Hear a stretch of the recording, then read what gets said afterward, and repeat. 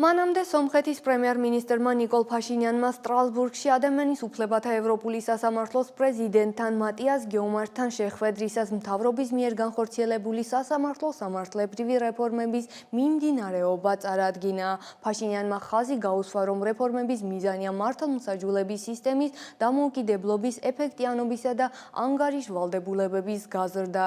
პრემიერ-მინისტრის ადმინისტრაციის ცნობით მატიას გეომართან დადებითად შეაფასა სომხეთში მიმდინარე რეფორმები და გამოთქვა რწმენა, რომ ისინი ხელს შეუწყობს ადამიანის უფლებების დაცვის დონის ამაღლებას. მან კიდევ ერთხელ დაადასტურა ადამიანის უფლებათა ევროპული სასამართლოს მზადყოფნა გააძლიეროს მჭიდრო თანამშრომლობა სომხეთის რესპუბლიკასთან. შეხვედრაზე ასევე განიხილეს ევროპული სასამართლოს პრეცედენტული სამართლის გამოყენებასთან დაკავშირებული საკითხები და იმსჯელეს მართლმსაჯულების სისტემის ჩამოყალიბებისა და ადამიანის უფლებების დაცვის სფეროში ორმხრივი თანამშრომლობის გაფართოების პერსპექტივებზე.